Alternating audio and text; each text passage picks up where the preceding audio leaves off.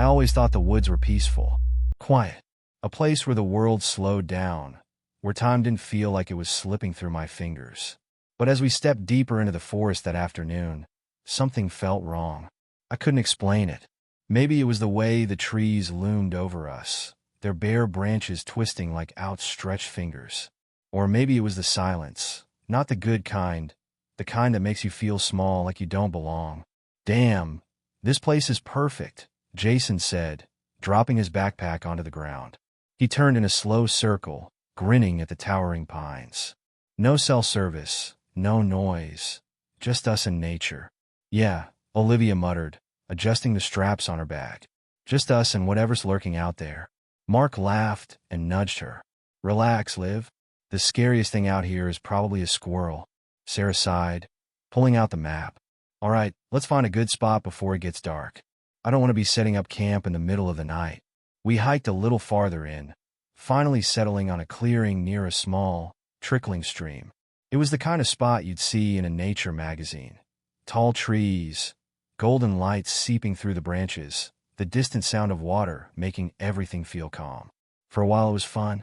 We set up our tents, gathered firewood, and joked around as the sun dipped lower in the sky. The crackling flames of our campfire painted flickering shadows across the ground, stretching and shifting like they had a life of their own. Jason leaned back on his elbows, staring at the darkening sky. We should tell scary stories. Mark scoffed. Why? So Olivia can have nightmares. She punched him in the arm. I don't get nightmares, idiot. Sarah rolled her eyes. Fine. But if we're doing this, let's at least tell good ones. We went around the circle, sharing whatever creepy tales we could remember. Jason told a story about a faceless man who followed hikers. Sarah talked about a girl who disappeared in the woods, only to return years later, unchanged. Then Jason smirked and leaned forward. You know, I actually read something weird about this place. Of course he did. Jason loved this kind of stuff, urban legends, unsolved mysteries, anything creepy. Mark groaned. Here we go. Jason ignored him. Apparently, people go missing out here. Like a lot. Hikers, campers, even hunters. Some of them just vanish, like they were never here. Others, well, people say they're found, but they're different. They don't talk about what happened. They don't even act like themselves anymore. A chill ran down my spine. Maybe it was the way he said it. Or maybe it was the way the firelight flickered in his eyes. Olivia laughed nervously. Nice try, Jason. I'm not falling for that. I swear it's real, he insisted. Some people think there's something in the woods. Something that watches. The words hung in the air longer than they should have. I forced a chuckle, shaking my head. Well, if there is, it's going to be really disappointed watching us sit around a fire all night. The tension broke, and we moved on, but something about Jason's story lingered in the back of my mind. Later that night, after everyone crawled into their tents, I stepped away from the fire to relieve myself. The woods stretched around me, vast and endless, and for a moment, I felt the strangest sensation, like I wasn't alone. I turned, expecting to see one of my friends behind me, but there was no one. Just the trees, just the silence. And then, faintly in the distance, a whisper. I froze, my breath catching in my throat. I listened, straining to hear it again. Nothing, just the wind, shaking off the unease. I hurried back to camp. Maybe Jason's dumb story was just getting to me. Maybe I was overthinking it. I had no idea that by morning, one of us would be gone. I woke up to the sound of birds chirping softly in the distance. The cool morning air clung to my skin, and the scent of damp earth filled my nose. For a few seconds, I forgot where I was. Then I remembered the camping trip, the fire, the laughter. I sat up and stretched, looking around the camp. Sarah was still asleep in her tent, her face barely visible through the half-zipped entrance. Olivia was curled up in her sleeping bag, near the remains of last night's fire. Mark was stirring awake, rubbing his eyes.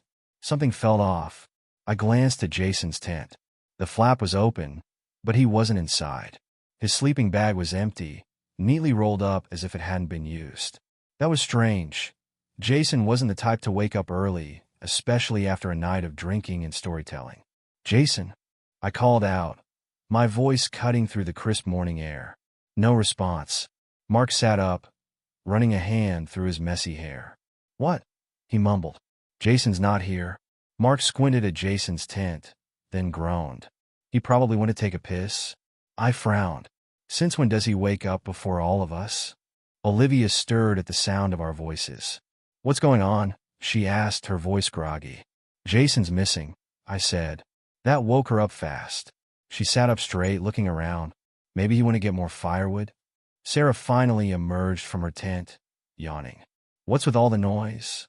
I looked around the site again, hoping to spot him coming back through the trees. "Jason's gone." She furrowed her brow. "Gone? Gone where?"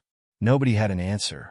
I walked toward the edge of the clearing, scanning the forest.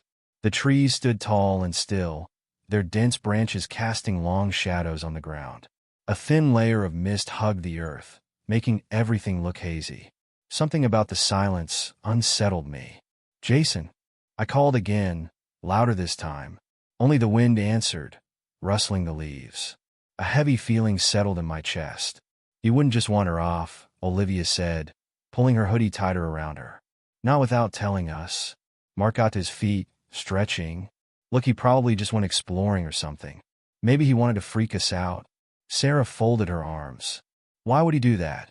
Mark shrugged. "Because it's Jason." That was true. Jason loved messing with us. But this didn't feel like one of his stupid jokes. Something about it didn't sit right. I walked to where the trees began, looking for any sign of him. That's when I noticed something strange. Jason's boots were still at the campsite. I frowned. Why would he leave without his shoes? Olivia's face paled as she noticed them too. That doesn't make sense. Jason hated walking barefoot. He always complained about stepping on rocks or twigs. He wouldn't just leave his boots behind. Sarah swallowed. Maybe he left in a hurry. Mark snorted. A hurry to where? It's not like something took him. The words hung in the air, heavier than they should have been. No one said anything for a moment. Then Olivia muttered, "Maybe we should start looking." I nodded. "Let's split up, but not too far. If we don't find him in an hour, we head back and figure out what to do." Sarah hesitated. "And if we still don't find him?" No one wanted to answer that. Jason was still gone. Morning had come, but there was no sign of him. His sleeping bag lay untouched, his backpack still zipped up where he had left it. His boots were beside the fire pit, as if he had planned to return any second. But he never did. At first, we called his name, expecting him to come stumbling back into camp with some stupid excuse. Maybe he got lost, maybe he fell asleep somewhere. But as the minutes stretched into an hour, and our voices echoed unanswered through the trees, a cold feeling settled in my gut. Something wasn't right.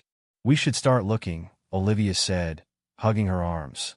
She looked worried, and for good reason. This wasn't like Jason. Mark was already pacing. Maybe he went further than he planned. Could have lost his way in the dark. Sarah nodded, though she didn't seem convinced. "He's got a phone, right? Maybe he just—" "No signal," Olivia cut in, holding up her own phone. "Barely had one when we got here. Remembers?" That was true. The campsite was deep in the woods, far from any towers. If Jason had gotten lost, he wouldn't be able to call for help. And if he was hurt somewhere, we were wasting precious time. "We should split up," I said. "2 groups. We'll leave markers so we don't get lost ourselves." Nobody argued. It felt wrong to waste time debating when Jason could be out there, waiting for us to find him. Mark and I took one side of the forest while Olivia and Sarah went in the opposite direction. We agreed to meet back at camp in an hour. If we found anything, anything at all, we'd call out. The forest swallowed us quickly. It was different in the daylight, but not in a good way. The trees stretched high above us, thick and tangled, letting in only slivers of sunlight. Every step we took made the silence heavier, as if the woods themselves were listening. "Jason," I called out. My voice felt small. Mark cupped his hands around his mouth and shouted, "If you can hear us, say something." Nothing. Just the rustling of leaves. We walked for what felt like forever, checking behind trees, searching the ground for any sign that Jason had been there. That's when we heard it. A voice. Faint, distant, almost swallowed by the wind. "Help!" Mark and I froze. The sound had come from deeper in the woods. "That was him," Mark whispered. He didn't wait for me. He took off running. "Wait!" I ran after him, branches whipping against my arms. The voice called out again. Help, please. It was Jason. It had to be, but something about it made my skin crawl. The tone was wrong. Flat, empty, like someone repeating a word they didn't understand. Mark was ahead of me, pushing past trees. Jason, keep talking so we can find you. No answer. We burst into a small clearing, panting, looking around. But there was nothing. No Jason. No footprints. No broken branches to show someone had been here. Mark turned in a slow circle. Where the hell? Snap. A twig broke behind us. We spun around. There was no one there. The air was thick with something I couldn't explain. It wasn't just quiet. It was wrong. Like the whole forest was holding its breath, waiting for something. Mark swallowed hard. You heard it too, right? I nodded. Then another sound. Not a voice this time. Not even footsteps. Laughter. Soft, distant, but close enough that I knew we weren't alone. Let's go, I muttered. Mark didn't argue. We turned back the way we came, moving faster now, not caring about making noise. But as we walked, something gnawed at me. We had followed Jason's voice. We had run straight toward it. So, why hadn't we seen anything? And worse, why did the laughter sound exactly like him? We made our way back to camp in silence. The air felt heavier, pressing against my skin like damp cloth. Every step I took, every rustling leaf, made me more aware of how unnatural this forest felt. The trees stood too still, their twisted branches reaching towards the sky like skeletal fingers. Mark walked ahead, his shoulders tense, muttering under his breath. Olivia was a few steps behind him, glancing over her shoulder every few seconds. Sarah clung to my side, her breath shaky. I could hear it, low, soft, almost blending into the wind, the whispering. It hadn't stopped since we started searching for Jason. If anything, it had grown louder. We need to hurry, Olivia whispered. I nodded, but something gnawed at me. The path ahead looked off. I couldn't place it at first, but then it hit me. Hadn't we just passed this way earlier? My eyes locked onto a tree with deep carvings on its bark. I recognized it. Jason had marked it the day before when we set up camp, but that wasn't possible. We had been walking in a straight line. I grabbed Mark's shoulder. We're going in circles. Mark stopped abruptly, looking at me like I had just spoken in a foreign language. What? I pointed at the tree. That's Jason's mark. We just passed it 20 minutes ago. Olivia's face drained of color. No, that's not possible. We've been walking straight. Sarah tightened her grip on my arm. We need to keep moving. Let's just... A sudden sound stopped her mid-sentence. A branch snapping. Loud, deliberate. We all turned in unison. The forest was watching us. Between the trees, something shifted. A figure stood just at the edge of my vision. My breath hitched. Jason? He was there. Or at least, something that looked like him. Jason, Olivia called out, stepping forward. I grabbed her wrist, pulling her back. Wait. The figure didn't move. Didn't blink. Just stood there, staring. My stomach twisted into knots. The Jason I knew had always been restless, always moving, always fidgeting. This Jason was still. Too still. Then, in the blink of an eye, he was gone. Sarah gasped. No, I saw him. He was right there. Mark spun in a circle, eyes darting around wildly. What the hell is happening?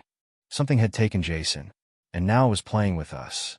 We turned back to the camp, our footsteps quickening. My pulse pounded in my ears.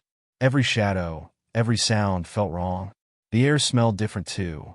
Earthy, damp, but tinged with something metallic. Like rust. When we finally broke through the tree line and reached our campsite, my heart nearly stopped. Everything was wrong. Our tents had been torn apart, their poles snapped like twigs. Our bags were scattered, clothes and supplies strewn across the ground. The fire pit, which had been burning when we left, was nothing but cold ash now, as if no one had been here in days. I swallowed hard. Someone was here. Mark ran to his bag, rifling through it. No, this doesn't make sense. Who would do this? Sarah whimpered. Not who what. Olivia knelt beside the fire pit, staring at the ashes. Something doesn't feel right, she murmured. Mark let out a frustrated breath. No kidding. He turned to me, his voice sharp. So, what now, genius? We just sit here and wait for Jason to magically walk back into camp? I didn't have an answer. Because deep down, I already knew Jason wasn't coming back. Not the Jason we knew. Then, from behind us, a whisper. Low, distant. A voice I knew too well. Ethan. I turned slowly, my blood running cold. Jason's voice. Calling my name. But the trees were empty. And I knew, without a doubt, that whatever was speaking wasn't Jason anymore. I don't know how long we've been searching, but the air feels heavier now, like the forest is pressing in on us. Every breath I take is sharp and dry, and the whispering hasn't stopped. It's no longer distant. It's close, circling us like an unseen presence just beyond the trees. Mark leads the way back to camp, his flashlight beam flickering against the dense bark. Olivia walks beside me, her arms crossed tightly, as if trying to shield herself from something we can't see. Sarah lags behind, glancing over her shoulder every few seconds. None of us speak. When we reach the clearing, my stomach drops. Our camp looks wrong. The fire is dead, snuffed out like it was never there. Our backpacks are torn open, clothes and supplies scattered across the dirt. The tents have collapsed, their poles snapped clean in half. Someone or something has been here. What the hell? Olivia whispers. Mark exhales sharply and runs a hand through his hair. Maybe Jason came back and... Jason's gone. Olivia snaps, her voice cracking. He didn't do this. A deep silence follows. Sarah kneels beside her bag, running her fingers over the torn fabric. I step forward, scanning the ground. There are no footprints, no signs of an animal. It's like the wind just decided to rip everything apart. Then I notice Mark. He's standing still, his head slightly tilted, his arms hanging loosely at his sides. His breathing is slow. Too slow. Something feels off. Mark, I call. He doesn't respond. Mark, Olivia says, stepping toward him. Are you okay? For a moment, he doesn't move. Then, suddenly, he turns to us, his eyes wide. But there's something strange about them. The Mark I know always had this sharpness to his gaze, a sort of quiet intensity. But now his eyes look dull. Empty. I'm fine, he says flatly. My stomach twists. His voice. It's not quite right. It sounds like him, but there's something underneath it. Something just a little off-key. Like someone is imitating him, but not perfectly. Sarah must hear it too, because she shifts uncomfortably. You sure? Mark blinks, and for a second, just a second, his face doesn't look like his own. A flicker of something else. Something wrong. Then it's gone. A chill crawls up my spine. I glance at Olivia. She looks pale, her hands balled into fists. She sees it too. Guys, she says quietly. That's not Mark. Mark stares at her. What? You're not Mark, she says again, stepping back. Where's the real Mark? His lips part slightly, like he's about to say something, but he doesn't. He just stands there, his face unreadable. Sarah lets out a nervous laugh. Olivia, stop. This is crazy. Olivia shakes her head violently. No, you don't get it. I've been watching him. He hasn't been acting right since we left the clearing. He's too quiet. His voice sounds weird. It's not him. Mark's eyes lock onto hers. You're tired, he says. You need to rest. I take a step back. There's something deeply wrong about the way he said that. Not like someone trying to comfort a friend. Like someone trying to convince. I'm fine, Mark says again, but this time his voice is even flatter. I'm fine. I'm fine. He stops. No one moves. No one breathes. Then, very slowly, Mark turns his head toward me. Don't you trust me, Ethan? My blood runs cold. The whispering in the trees grows louder. Olivia grabs my arm. We need to run. I don't hesitate. We bolt into the woods, leaving Mark standing in the clearing, his empty eyes watching us disappear into the dark. I don't know how long we've been here anymore. The sun hasn't moved in the sky, and the trees look the same no matter which direction we go. But the worst part? Olivia is gone. One moment she was right behind me, gripping my arm so tightly that her nails dug into my skin. The next she was gone, no scream, no sound, just gone. Sarah is panicking, pacing in circles and mumbling under her breath. Mark stands off to the side, barely reacting. His face is blank, his expression unreadable. I don't like how quiet he's been. We need to find Olivia, Sarah says, her voice shaking. She was just here. She couldn't have. She stops mid-sentence, squeezing her eyes shut like she's trying to wake up from a nightmare. I swallow hard. We have to stay together. If we split up, we're... A sound cuts me off. A soft, distant voice. Guys, help me. It's Olivia. Her voice is faint, coming from the trees ahead. But something is off. Sarah gasps. That's her. She's alive. I grab her wrist before she can move. Wait. She yanks her arm away, her eyes flashing with desperation. What do you mean, wait? She needs us. I don't know how to explain it, but I feel it in my bones. That voice, it sounds like Olivia, but it doesn't. It's too slow, too careful, like someone is testing the words before saying them. Mark finally speaks. She's dead. Sarah spins to face him. What the hell are you talking about? Mark shrugs. She's dead. Just like Jason. A cold weight settles in my stomach. We don't know that. He tilts his head, studying me like I'm some kind of puzzle. You still don't get it, do you? Sarah grabs my hand. Ethan, we have to go.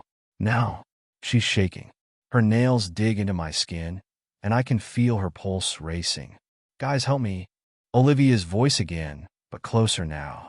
Sarah pulls me toward the trees, but I don't move. It's not her, I whisper. She freezes. What do you mean it's not her? You think she just vanished into thin air? I glance at Mark. He hasn't moved, hasn't reacted to the voice at all. His face is empty. I take a step toward him. Mark, when did you last see Olivia? He stares at me for a long time before answering. I don't remember. Sarah grips my arm. We're wasting time. Guys, help me. The voice is right there. Something is standing just beyond the trees. I can't see it, but I feel it watching us. Mark turns to face it. His body goes stiff, his lips curling into something that looks like a smile, but isn't. And then he whispers, so softly I almost don't hear it. You should have left when you had the chance. A chill runs down my spine. That's what Jason said. And that's when I know. Mark isn't Mark anymore. Sarah lets out a choked sob. I grab her hand, and we run. We don't look back. But I hear footsteps behind us, and they sound just like ours. I could feel my heart pounding in my chest, each beat a warning that something was horribly wrong. The forest around me felt thick, too thick like it was pressing in on me from all sides. The trees loomed tall, their twisted branches reaching toward the sky like bony fingers. The whispering was louder now, but not in the way it had been before. It wasn't just coming from the wind anymore. It was inside my head, crawling through my thoughts like an unwelcome guest. I had to find Sarah. I had to find anyone. The camp was empty, and I could hear nothing but my own breath, harsh and shallow in the cold air. It felt like I was walking through a nightmare, where nothing was real, but everything was terrifying. I turned around, desperate to make sense of where I was. The trees, those damn trees, seemed to shift, their trunks twisting in unnatural angles. The path I had followed was gone. There were no landmarks, no traces of where we had been. Everything was swallowed up by the fog. Then I saw it. At first, I thought my eyes were playing tricks on me. Maybe the exhaustion had finally caught up with me. But no, standing just outside the flickering light of my campfire was Jason. He was barely visible at first, just a dark silhouette, but as I stepped closer, his figure came into focus. The familiarity of his presence should have comforted me, but instead, a chill ran down my spine. He stood perfectly still, his posture wrong, his arms at his sides like he was waiting for something. Waiting for me. Jason. My voice cracked, a sound so weak that I barely recognized it as my own. He didn't respond right away. The forest felt eerily silent as I stared at him. The wind stopped moving, the leaves froze midair. Time seemed to slow down. Then, slowly, Jason's head tilted to one side. His eyes, dark and hollow, locked onto mine, and a twisted smile spread across his face. You should have left when you had the chance, he said. The voice was his, asterisk mostly star. But there was something wrong with it, something off. It was too calm, too calculated, like it wasn't really him at all. Jason, I whispered, my legs feeling like they were made of stone, unwilling to move. Where's Sarah? Where's everyone else? Jason's smile only grew wider. They're here. They're all here. I took a step back, trying to gather my thoughts, trying to make sense of what was happening. This isn't funny anymore. Where are they? Where is Mark? Olivia? He didn't answer, only continued to stare at me with those empty eyes, the smile never leaving his face. I could feel the weight of the silence around us. The wind picked up again, but it sounded different, almost like a low, mocking laugh carried by the breeze. My stomach churned. I wanted to scream, to run, but my body wouldn't obey. My feet were glued to the ground, my breath shallow.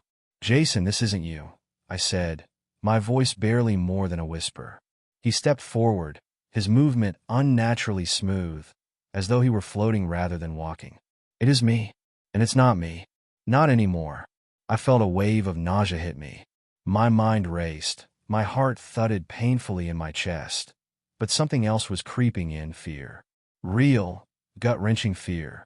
This wasn't Jason. I could feel it now, in the way he moved, in the way he spoke. He was wearing his face, but it wasn't him. It was something else, something dark, something wrong. "Don't come any closer." My voice shook as I took another step back, my legs trembling. But Jason, no, it took another step forward, and then another. "You should have left when you had the chance, Ethan," it repeated. Its voice was like a whisper now, an echo of Jason's, but layered with something unholy. I couldn't breathe. I couldn't think. I turned, hoping to find an escape, but the forest had already swallowed me whole. The trees around me twisted in every direction, as if the very woods were closing in, trapping me in their suffocating embrace. Then I saw them, figures in the distance, standing motionless. At first I thought it was my friends Sarah, Mark, Olivia, but as I looked closer, I realized they weren't moving. They were standing still, their faces frozen in blank expressions, their eyes lifeless. My legs buckled beneath me, and I sank to the ground, the weight of it all crashing down on me. The whispering voices were louder now, surrounding me, crawling into my skin, until I couldn't tell where the forest ended and I began. I turned back to Jason, or what was left of him, and in the pale light of the dying fire, I saw him smile again. "Welcome to the family," it whispered. And then, everything went dark. I woke up with a start, my heart hammering in my chest. My surroundings were unfamiliar, the ground cold beneath me, my body stiff from lying there too long.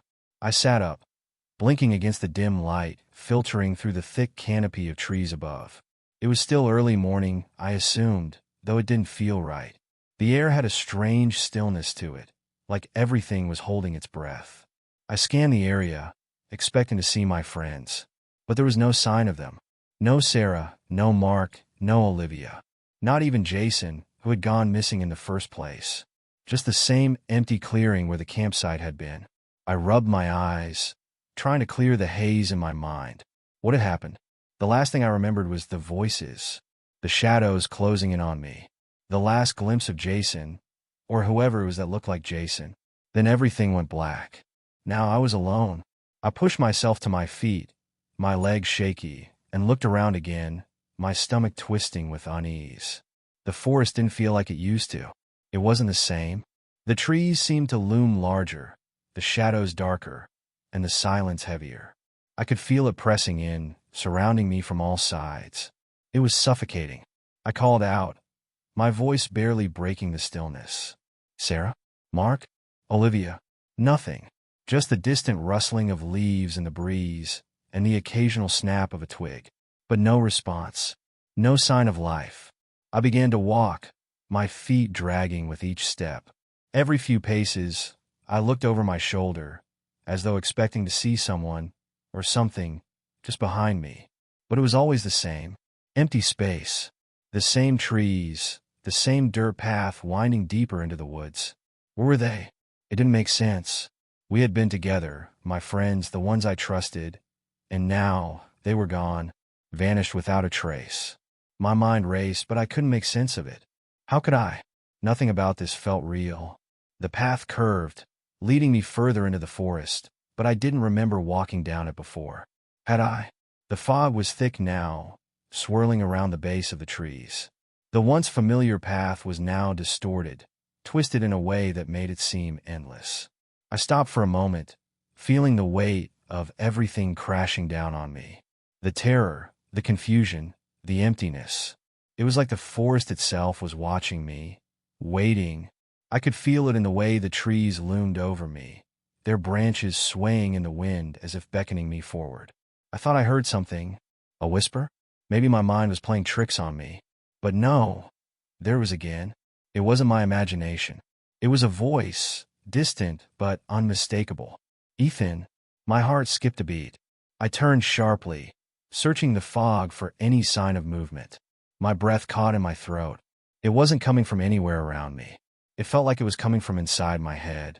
A soft, insistent whisper that seemed to wrap around my thoughts, pulling them in.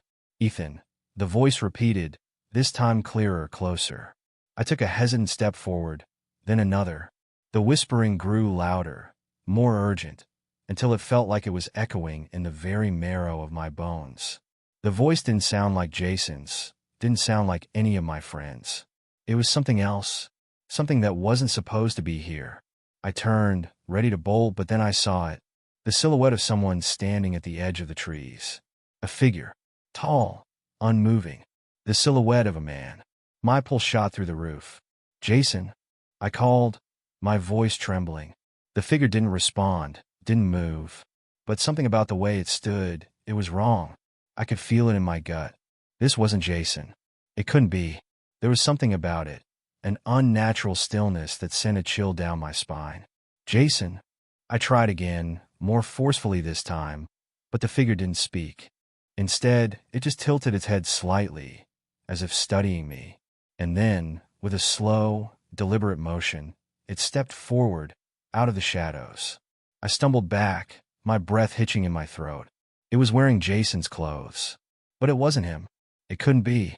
The face that emerged from the darkness was pale and hollow, eyes wide but lifeless, like they were staring through me, not at me. A smile, too wide, too unnatural, spread across the face.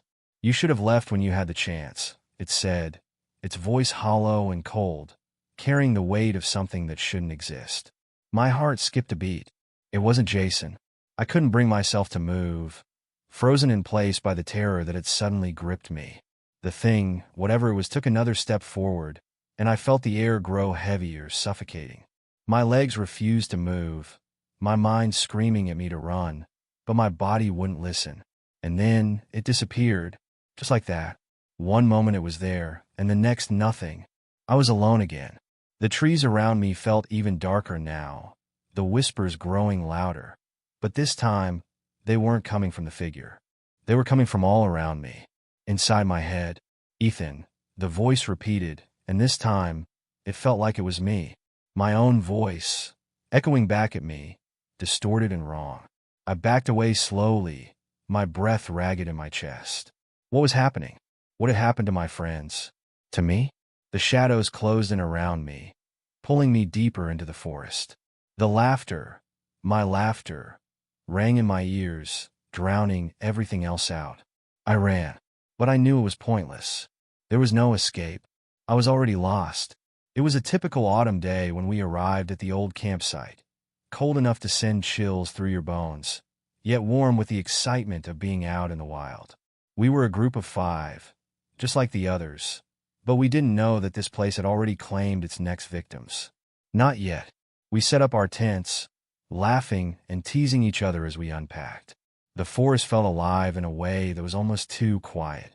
The trees loomed overhead, their branches twisting in strange shapes that made the whole place seem unnatural. But we didn't think much of it. You know how it goes. When you're excited about a trip, you push aside the little voice in your head that says something might be wrong. As we were getting the fire going, I noticed something odd. The trees around the campsite looked marked. The bark was scuffed, and strange symbols had been scratched into the trunks. I pointed it out to my friend Jack, but he just laughed it off. Probably some hikers messing around, he said, flicking a rock toward one of the symbols. The others didn't seem to care, so I shrugged it off too. That night, as we sat around the fire, something happened. It was subtle at first, like a whisper carried by the wind, just out of reach. I tried to focus on the conversation, but every now and then, I caught a word or two. My name, then someone else's. I glanced around, but nobody else seemed to notice. I was about to ask if anyone else heard it when I saw something that made my blood freeze. Footprints in the dirt leading away from our campsite. They were fresh. They didn't belong to anyone in our group. They didn't even look like they came from a person. The edges of the prints were too smooth, as if something, or someone, had glided across the ground, not walked. I think we should head back, I said, my voice coming out rougher than I wanted. I felt a knot form in my stomach. Jack frowned, looking at me as though I had lost my mind. What's wrong with you? It's just some weird animal. You're spooking yourself. But as he said that, the wind picked up and something whispered again. This time, I heard it clearly, my name, followed by come closer. The voice was soft, too soft, like it was right beside me, but when I turned, there was nothing there. Did you hear that? I asked, my heart pounding in my chest. Everyone looked at me like I was crazy. Well, we're not staying here alone, I said, trying to ignore the dread pooling in my gut. We're heading back to the cars in the morning. That night, we heard it again. The whispering. It wasn't just words. It was a voice, familiar but wrong. A soft laugh, like something was mocking us. I tried to sleep, but my mind wouldn't let me. I kept hearing things, faint footsteps, the snap of twigs. I convinced myself it was just my nerves playing tricks. Morning came too quickly, but when we went to pack up, something felt off. The fire had burned out completely, but there were no signs of smoke, no embers. Just a cold, empty circle of ashes. And the footprints? They were gone, like they'd never existed. I tried to shake off the chill creeping up my spine as we loaded up our things.